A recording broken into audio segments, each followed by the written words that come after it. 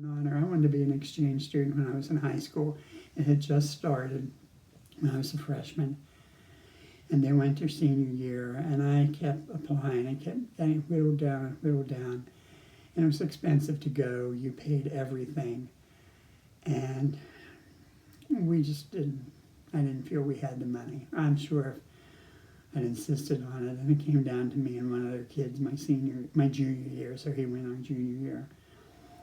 And he was a friend of mine. His family had money, but all you saw, he went to Germany. And most of his pictures were him with a beer stein in his hand. And I think it should have been more than that. And I like him. But one of my lifelong dreams, just a thing that was totally out of reach, was to go to Europe. And I had this good friend, a girl who our family were friends. And we'd gone skiing one day, and she said, I'm going to Europe this summer. I said, you're what? I said, how can you do that? And she said, well, I'll give you all the information and stuff. And I got the information, and I thought, this is unreal. You couldn't go for that price. And it was for something like 14 countries. We were gone for a month. And I thought, sure, do all of those that you can, because you'll never get to go back again. So see everything you can. And I went. I saved my money. We went. It was fabulous. It broke all the dreams I had of it. We flew into Amsterdam. Oh my gosh, went to the Rijksmuseum, out to windmills on the islands. We'd gotten there just after tulip time was over, and just as far as you could see, there were fields with the tops of the tulips cut off. Cool. They had vending machines with flowers on them, and of course on every street corner they had flower vendors. Loved it. Then and this was all by bus. We went to Belgium, Brussels. You don't hear anything about it. It's beautiful. The 1958 World's Fair was there, and I had a cousin who was a school teacher, and she went. And I saw the places she'd been, but Brussels was just gorgeous. Then on to Paris. And I said to them, the people that were doing the trip, I said, do we have to go to Paris? Everyone tells me it's dirty, it's filthy, the people are rude, you're going to hate it. Can we spend more time in Switzerland? Can we do something like that? No, the tour's arranged. We're going to Paris. Oh, it's so expensive there. But we got in Paris. I fell in love. I fell in love. Every street corner you turned was more beautiful than the one before. We did great things. We went to romantic dinners, candlelit dinners, and some of the top, we were only there for like 3 days, but some of the top restaurants in Paris included on this trip. Went to the top of the Eiffel Tower, did the boat ride on the Seine, went to Montmartre, and one night to, what do I say, it wasn't exactly a strip show, but where they did the can and where a lot of them were topless and all of this stuff. Amazing.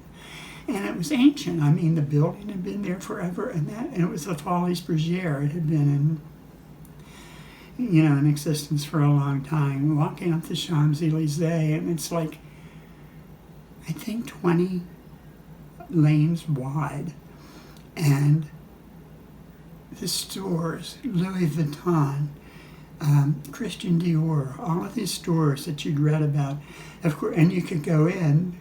I bet you felt like, what am I doing here when you went in, because they were so expensive. There was an underground mall in the Champs-Élysées, and I went in it, and it was just amazing. And one thing I saw in a gift store, they had a big glass box filled with water, and it was an ocean in a bottle, or in a box. It was huge. And it would be still, and then all of a sudden the waves would start to come in, and white caps, all in this box. Oh my gosh, I'd never seen anything like it. Of course, I've seen a lot of them since. That was the first time. I never forget that.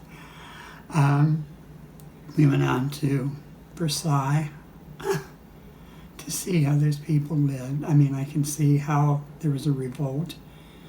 I think today that I could see reasons for revolts too, after having been to Versailles. But how did they do the things they did? The buildings, the furniture. They told us, and in the chairs, the real elaborate chairs, there would be like little holes, like inkwells. They put perfume in those because they didn't bathe. They might bathe once or twice a year. Still, with all this splendor, when Louis XIV took a bath, he was out in the courtyard of Versailles because it was a major thing. People came and watched. But just to think of it, what they did was unreal. Okay, so much about France. We went on and went down through different parts of France, and then we went down into Nice and Monte Carlo, or Monaco. They're close by, and there were 3 ways to get there, 3 different roads. One was along the top of the mountains, one was in the middle, one was in the bottom. It was down at the shore level. We went by one way, came back in the other, and then the next day we went on the middle way, and the perfume factories. They make perfumes there to send all over the world. The hills were covered with lavender. Lavender was a good thing for them because you can even use the stems and things for scent for that. So they could make perfumes cheaply with scents of lavender. We went through the perfume factories. We went to Monte Carlo. Jeez. The castle where Princess Grace was living. She was living then. She didn't come out and greet us, but we saw her. Or, no, we didn't see her. She didn't come out and greet us, didn't even make an effort to, I don't think. But there was, on the cliff overlooking the Mediterranean, this huge, the hotels and things, but this huge casino. I'd never been to a casino before, but we went. You walked in, and there was a huge stained glass dome all over the whole place. And I had a certain amount of money that I would let myself play with, and it was slots because I wasn't quick enough to do the other things. When it was done, I just walked around. I didn't win anything. I might have won $4 or $5 and put them back. There were people there. There was one woman at the time, Vietnam, an Asian woman with a black satin ball gown on, dripping with diamonds and emeralds and rubies. And they had $5,000 cards. They were like plastic cards that you could play with. And she had a handful of those, and she would just walk, and there'd be a roulette wheel, and she'd throw 2 or 3 things down. Didn't win, she'd turn and go to someplace else. And this was in the public rooms. There were big spenders in the private rooms that you would never get to see, and you just go, the wealth. This is unreal. Crossed over into Italy. Genoa, went down through Pisa, got to climb to the top of Leaning Tower. And it's really, you walk up and you're thrown against each side of the wall as you go, and it's all curved out. The steps are all worn. I got what I thought was the top, and I climbed out, and it wasn't the top. There were no rails around. It was next to the top, and I edged my way with my back against the wall all the way around to get back in the door to go back upstairs. Stupid, but it was pretty neat too. Nice views. Got in, went back up. The second my foot hit this top stairs, the bell started ringing, because that's what it is, a bell tower. And your head is just shaking. You're just like wobbling from the bells. How cool is that, Did wonderful things. We went on down into Florence. Could live in Florence. Beautiful. The artwork. Hotel we stayed in there. Now, this was really a cheap tour we were on. But the hotel we stayed was right beside the Ponte Vecchio Bridge. Very lush, very plush. Hard to believe that we were staying there, and that's where the Americans sent ambassadors and things when they went to visit in Florence. And the Ponte Vecchio, going across it, and all the gold shops, and just imagining the Medicis and all the people that had crossed that bridge. And they had a flea market. I don't know whether it's still going on or not. It was very famous. And they had a pig, bronze pig in the flea market, and it was a tail that if you rubbed its nose, you would be married within a year. So everybody's rubbing its nose. Its nose was real shiny. The rest of it was all patinaed. I rubbed the nose. It took it for several years for the for it to do any good. It took about 14 years. They had a flea market, all sorts of things, and clothes, and leather jackets, and gloves. I bought my mother and my sister and my aunt gloves there, leather kid gloves, different colors. You know, the basics, white and black and tans, yellows, blues, reds. I probably bought each of them a couple pair of gloves, and they were like $2 a piece. Unreal. We went on to Rome. Oh my gosh, Rome. Everything I'd read about was right there in full color. You could touch it, you could smell it. The Colosseum took your breath away. Hadrian's Arch beside the Colosseum and going up into the old Forum, amazing. Going into St. Peter's of the Chains Church near the Colosseum.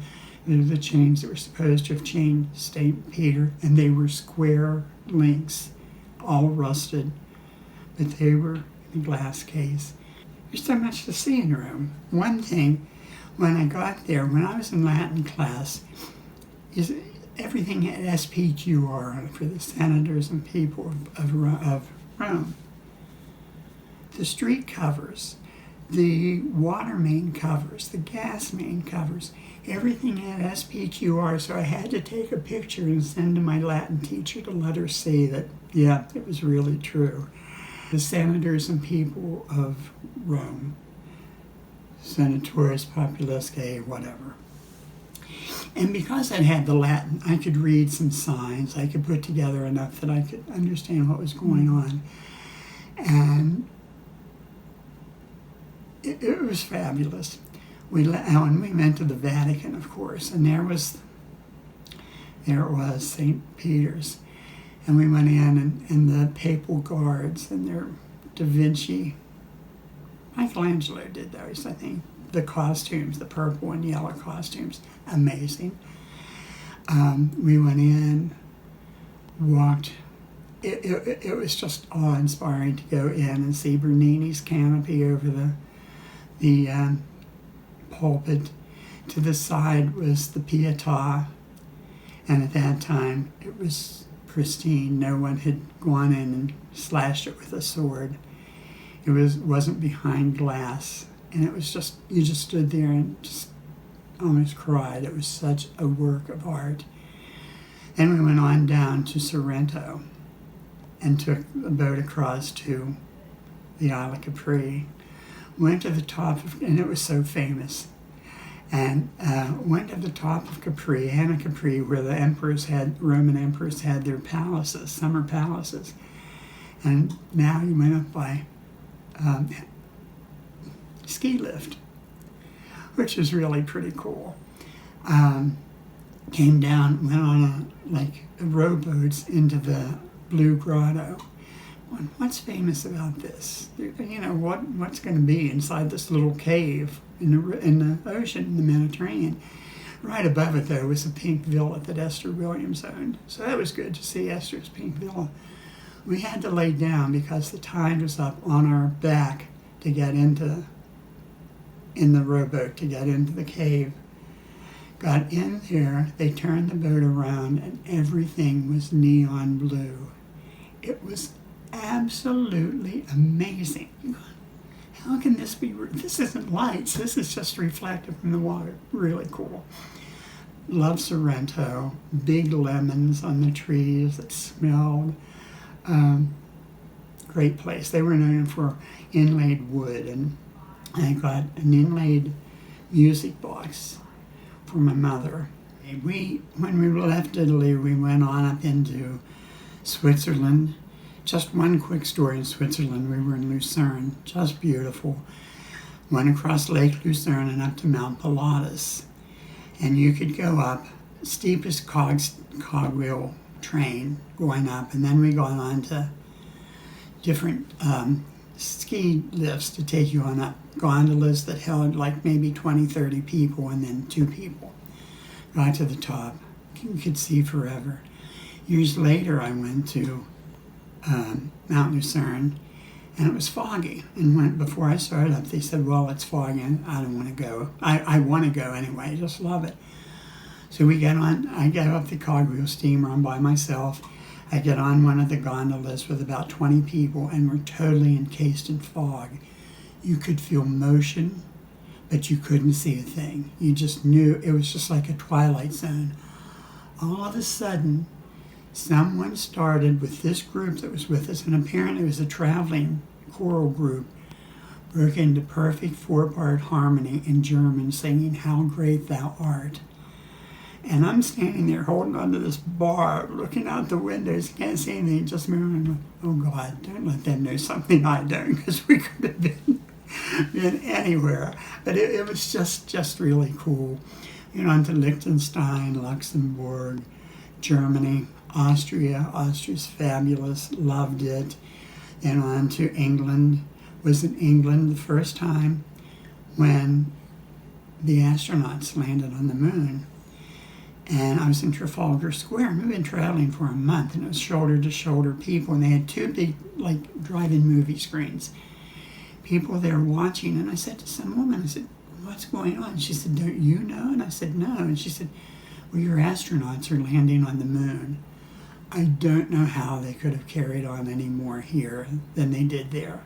The British were just jubilant, and people would come up to us on the street and go, we're so glad you made it before the Russians. Okay? But I've been lucky enough to get to go many times. A couple years later, I went to Innsbruck, Austria to ski for 2 weeks by myself. Stupid, you should never do that by yourself. But I had a great time, and I was a much better skier when I came back. Went down to Mallorca, Spain, and Mallorca, which was great. But went to the Holy Lands, flew into Greece. There were about 15 people from Waynesburg went. Flew into Greece, then on to Jerusalem.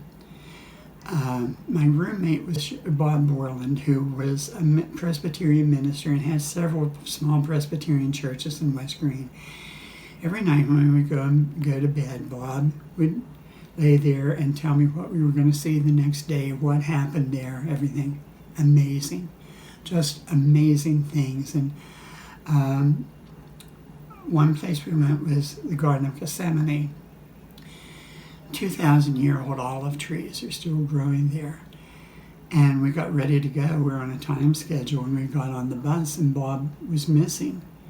So a couple of us got off. We ran looking for him, and we found him sitting under one of the 2,000-year-old olive tree with a list of all of his parishioners, and he was praying for each one. Broke my heart. That's one of the coolest things I think I ever saw. And from that we went over into Jordan and Petra, and then on down to Egypt and the pyramids. Got to ride a camel to the pyramids, and amazing. Got on a plane, ended up in Greece. We were in Greece for like 2 weeks. Did a tour of the whole land, and we got on a ship, and we sailed around the Greek Isles. We went to Mykonos, to Patmos, to Rhodes. We did Athens. We went to Olympia. We went to Sparta. Sparta was quite a surprise because they have snow-capped mountains, and they don't have ruins because that wasn't what they believed in. They didn't build things like that, which was really pretty cool. And it was pretty modern, and down through the center of the main street, they had rose bushes growing. Cool. We sailed around. We went to Mykonos. Rough sea was really rough. He said, we're not sure we can get in because their harbor's not deep enough to let us in. We had to, dock offshore a good bit. And the seas quieted down. We climbed down a step way on the outside of the boat. Scary.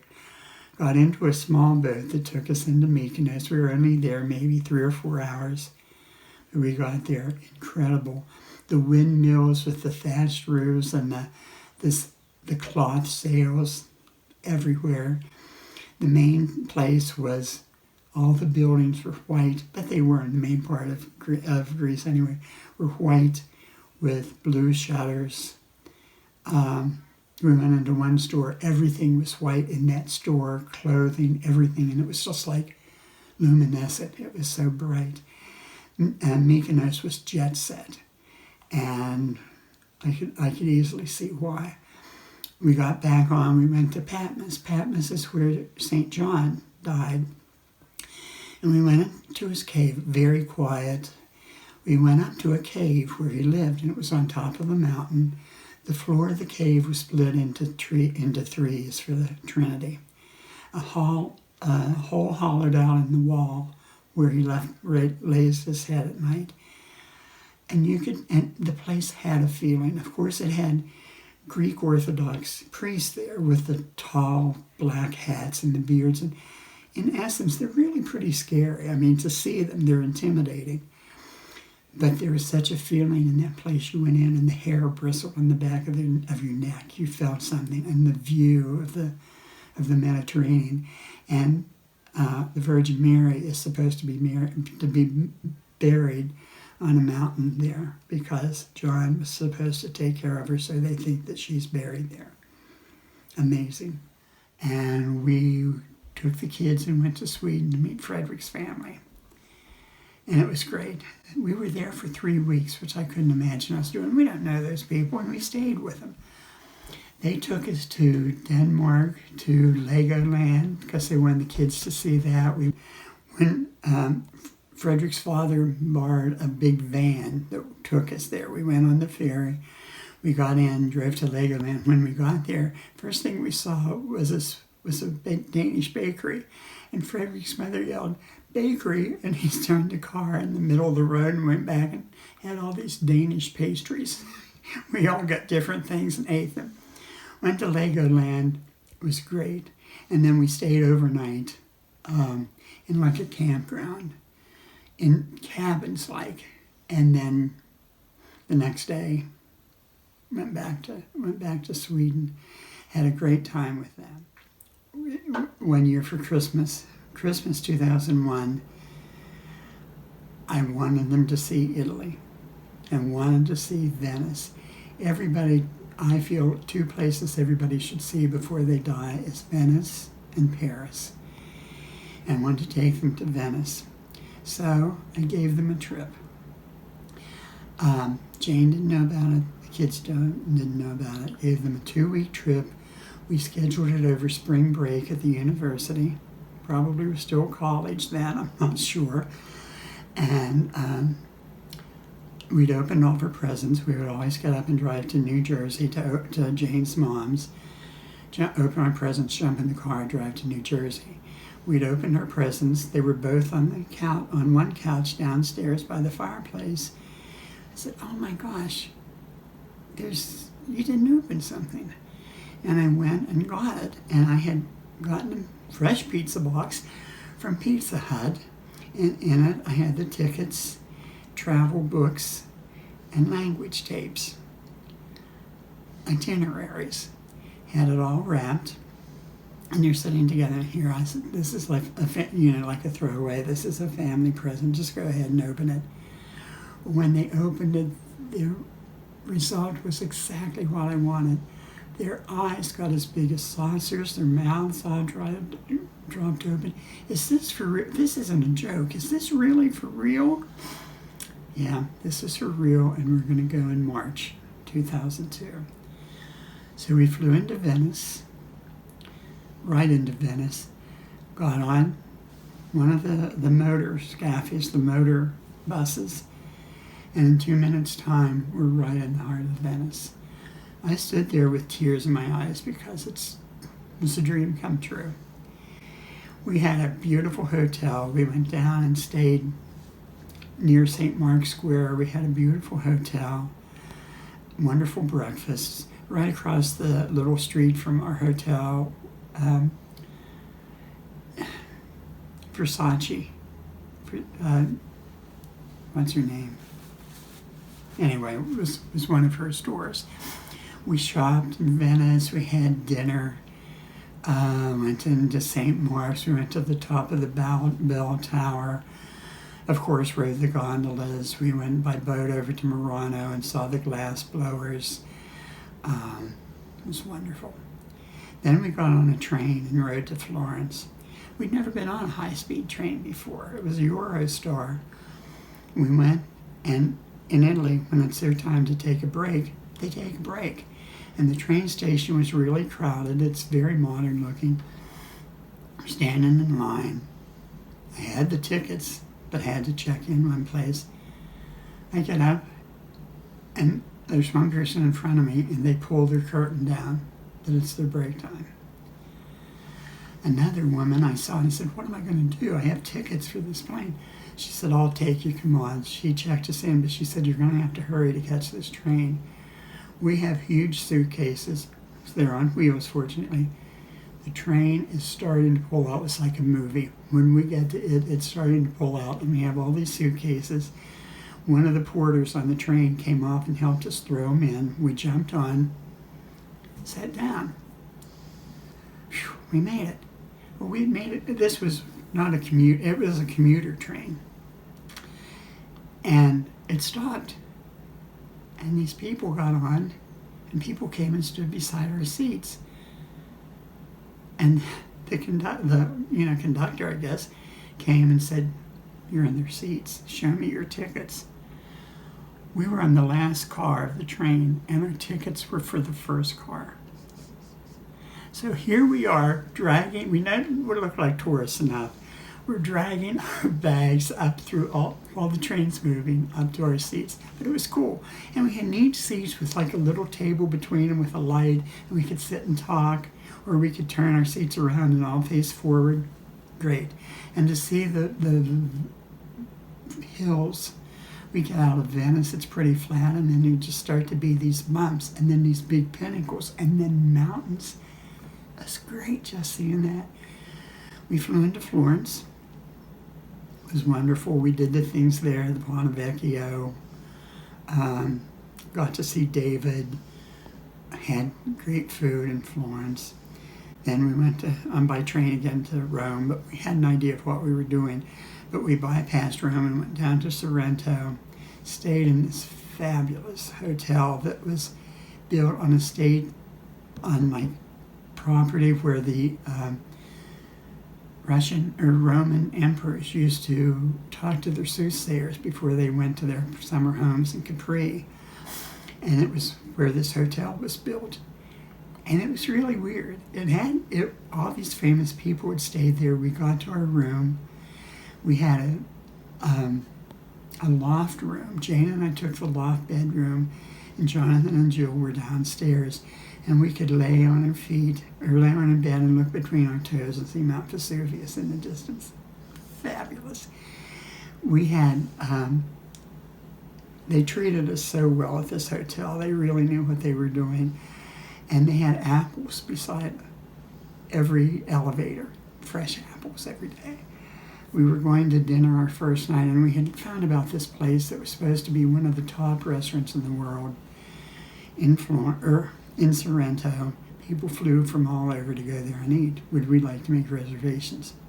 We decided no, it's going to be too expensive. Well, we get ready to go out, and the concierge asked, well, can I help you with anything? James goes, yeah, well, could you recommend a local restaurant? Of course, he recommended that place, and Jane said, well, we know about that, but we don't have reservations, and we can't get them. I'll get your reservations. So we went. We said, what time do you want to go? And we said, 6:30, 7. Well, they don't open till 8.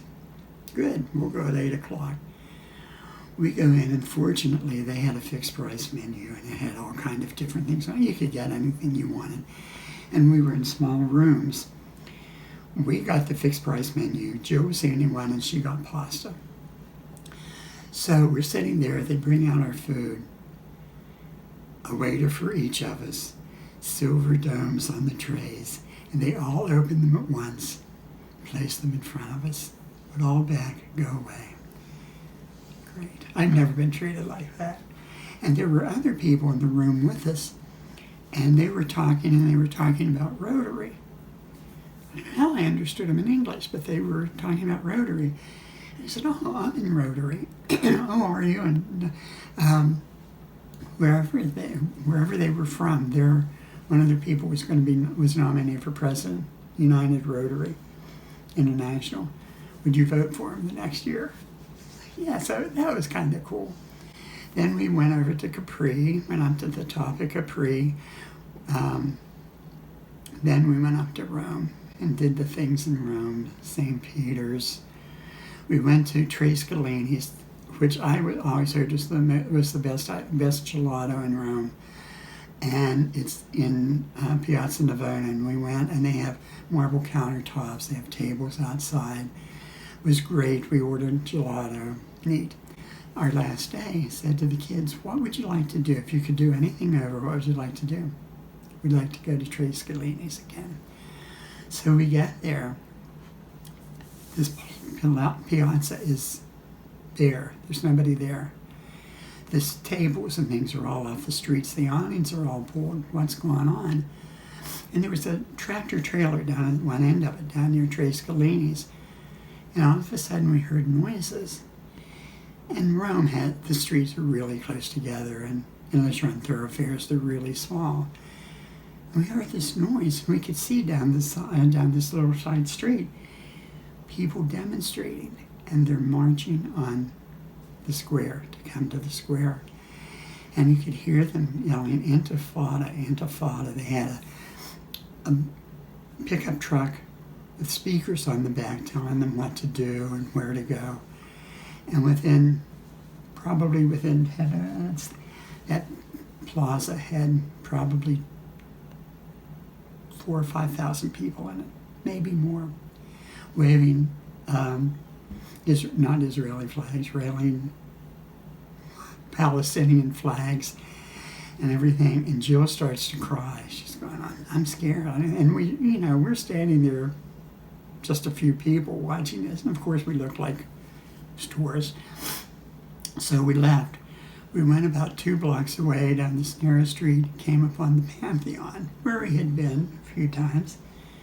We stopped and had dinner in an outdoor cafe. You couldn't hear what was going on. It was just like a totally different world. Our dinner lasted about 2.5 hours. Went back to the hotel, got up early, had a private driver to take us to the airport. It was pretty cool. One summer, Jonathan went to school in Vienna. And when he left, we gave him a one-way ticket saying, if you want to stay longer, you can. If you want to come home, you can. If you want to travel, do whatever. We'll work with you. So he was over there. Amazing the things that he did to get there. I would have quit and come back before he ever got there, but that's beside the point. He decided he didn't want to stay. He wanted to travel. So I said, "Do you care if we come and meet you?" And he said, "No, that'd be great." So we, on the spur of the moment, traveled to Vienna. And we got there. We had a guy to pick us up at the airport. Go through and see all the people holding signs. Who are those people? Who do this? We walked past this man in a suit holding a sign that said Owen. Walked past him and I'm going, "Jane, did you see that?" I went back and I said, "Owen, John, Jane? Yeah, I'm here to take you to your hotel." Whoa, this is great. So we went to the hotel, and then we met Jonathan. Jonathan taught us a few tricks about Vienna. He taught us how to get on and off the trolleys and not have to pay. We did things like that, did a little bit of sightseeing. We then went by train through Germany to Paris because I wanted them to see Paris. They hadn't done that. We had a couple of days in Paris, 2 or 3 days. And then we went by train to London, because London is such a neat place.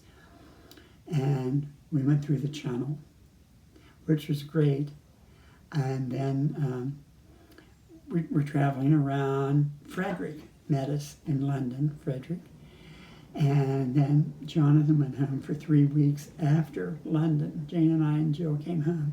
He went home for 3 weeks with Frederick to Sweden. Had a great time. Great way to end the summer.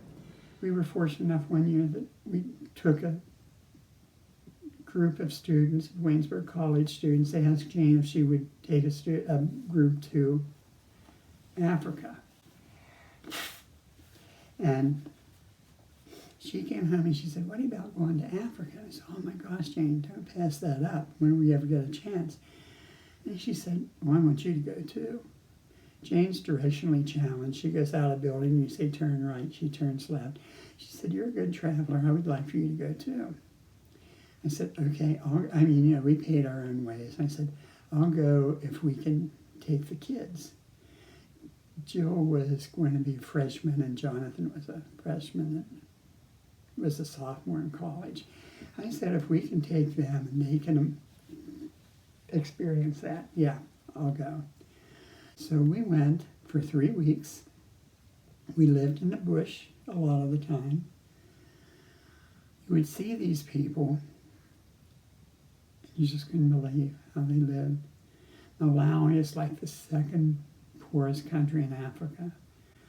They would sit alongside of the road and they would grow maybe tomatoes, and they may have a little pyramid of maybe 8 or 10 tomatoes in them to sell. That'd be the money they made. They treated us royally. One of the things we did, we went to an orphanage. We worked with kids. Well, we didn't work with kids. We played with kids whose parents had died and were being raised by the grandparents. The grandparents couldn't handle them. It was too much work for them. Parents had mostly died of AIDS. So we're working with these little kids, and they could stay in this orphanage till they were 3, because then they could button buttons and they could dress themselves so they could go live with their grandparents back in the bush. The people in that orphanage, it was sponsored by a British couple. The people were fabulous with those babies. We saw them through mealtime. They would put them in their high chairs and they'd all say grace. The babies, we got to hold them and play with them, and it was just amazing.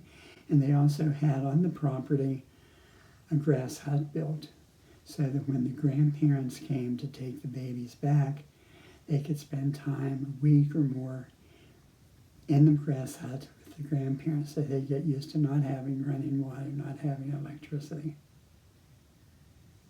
They carried stuff on their head. One thing we did while they were there on the side of a mountain, a lot of Scottish Presbyterian ministers went there, and their clothes were usually packed in a coffin because they knew they'd never be coming back, and they held a lot of stuff. And Malawi is right next to Mozambique, where Dr. Livingston, I presume, happened. And they think he was in Malawi a lot. There was a time they couldn't tell boundaries between the countries. I think it might have really happened in Malawi. And it's called the Warm Heart of Africa. Well, one thing we did, they went to a cemetery up on the side of a hill. It was totally covered with overgrowth, had a brick wall around it, and there were all of these missionaries and their families that were born there.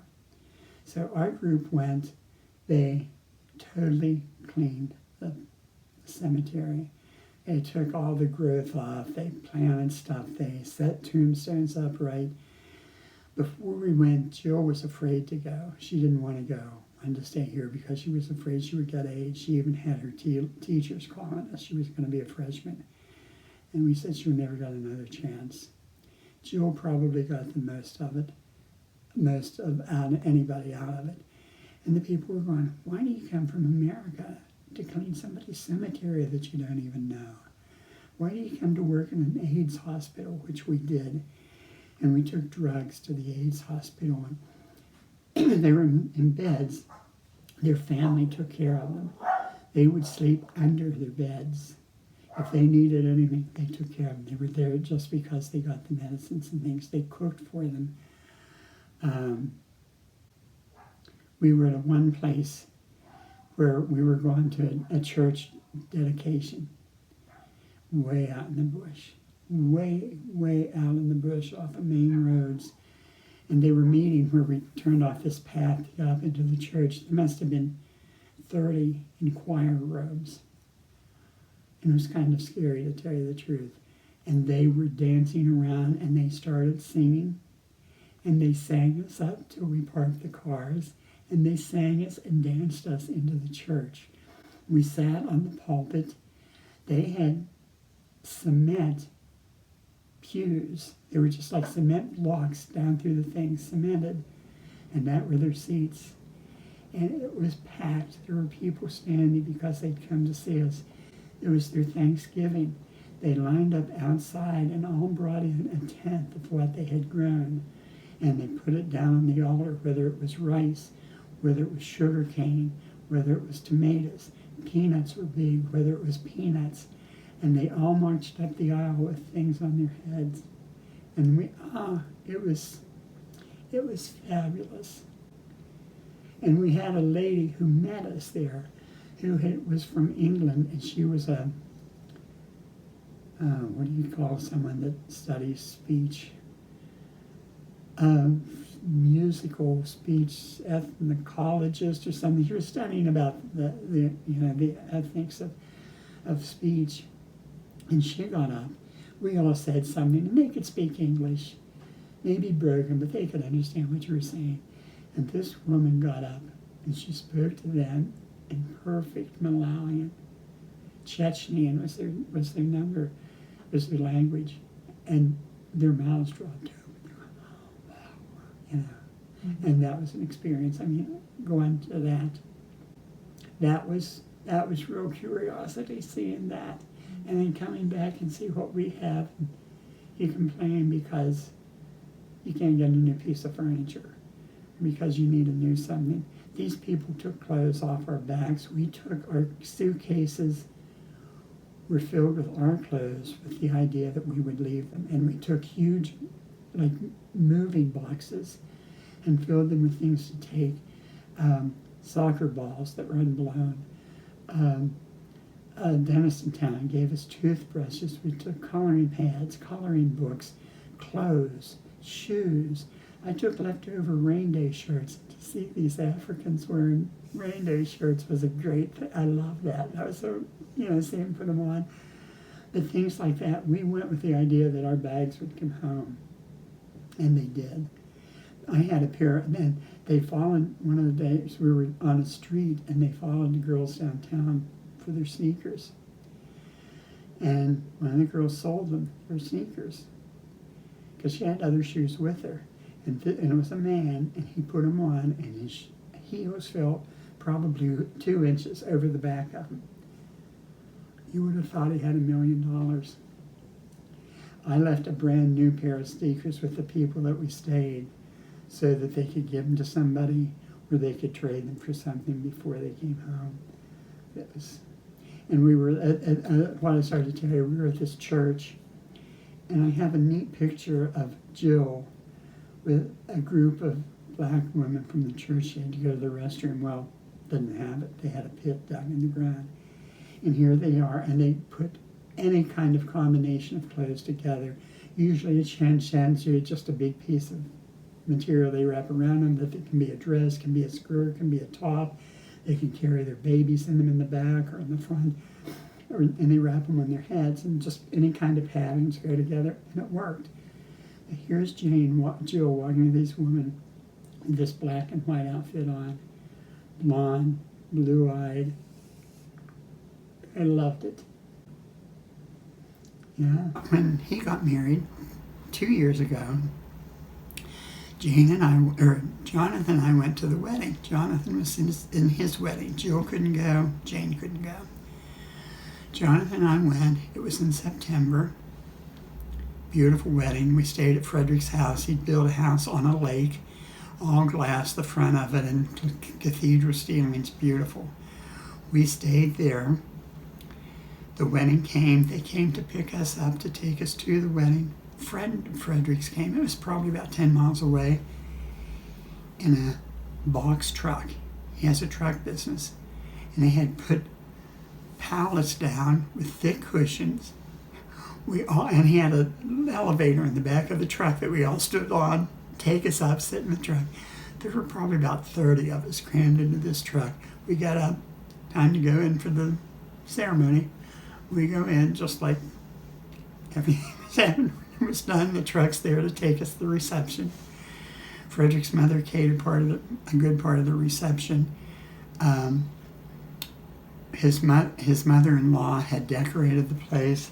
She'd made chair covers. She'd made table covers. This was held in like a 3-sided pavilion that they used. And it was cold. They had heaters in it, but they made it into closed.